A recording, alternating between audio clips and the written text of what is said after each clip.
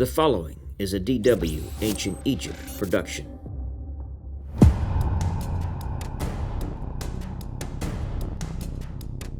Palestine and Syria had been slipping away from Egyptian control during the reign of Hatshepsut, and Tuthmosis III planned to do something about it soon after he became king. He would make 16 raids in 20 years and conquer much of the Near East from the Euphrates to Nubia during 17 known military campaigns.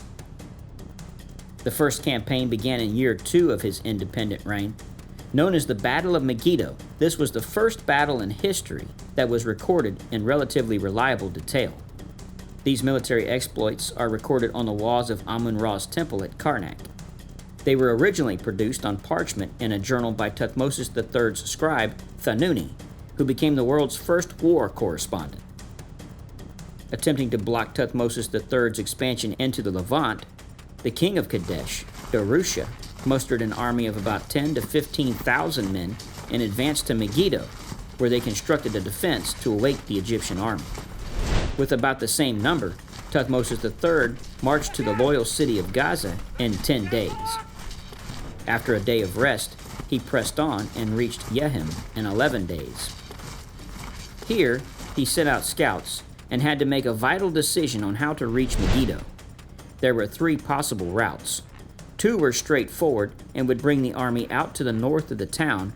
The third was through a narrow pass, which the officers were quick to point out would be dangerous and open to ambush, since it was really only wide enough for single file.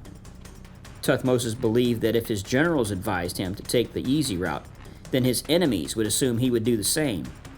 He decided on the unexpected and took the narrow pass. Tuthmosis III marched at the head of the army with almost total disregard for his own personal safety. The gamble paid off. Emerging from the mouth of the wadi, he saw that his enemies had wrongly anticipated his moves. He had, in fact, come out between the north and south wings of their army. The next morning, they attacked.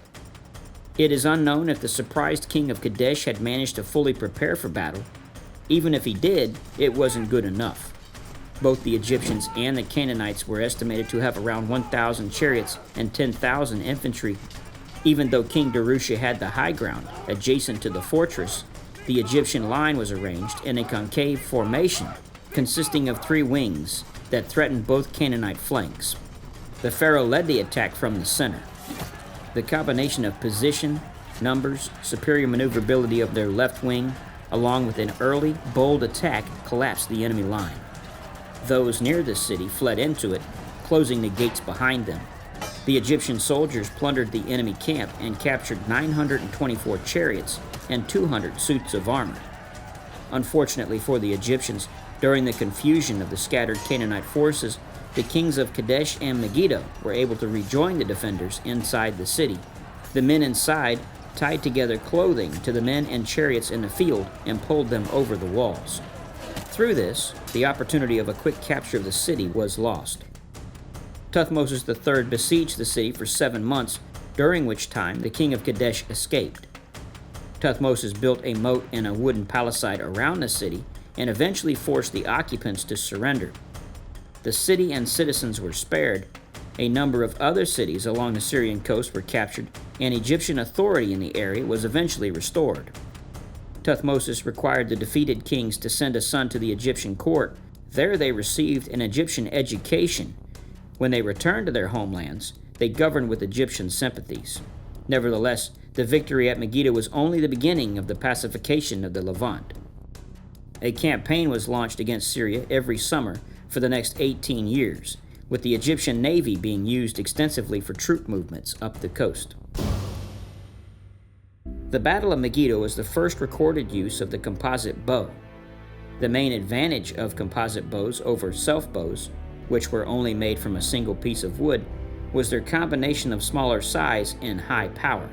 They were, therefore, more convenient than self-bows when the archer was mobile, as from horseback or from a chariot. For an amazing docudrama on Tuthmosis III, check out WB's production called Ancient Egyptians. It reveals incredible war scenes from the Battle of Megiddo. These 4 one-hour films tell the true stories of real people. This is the story of ancient Egypt from the ground up. The real lives of humble quarrymen, devious aristocrats, honorable daughters, and conquering pharaohs.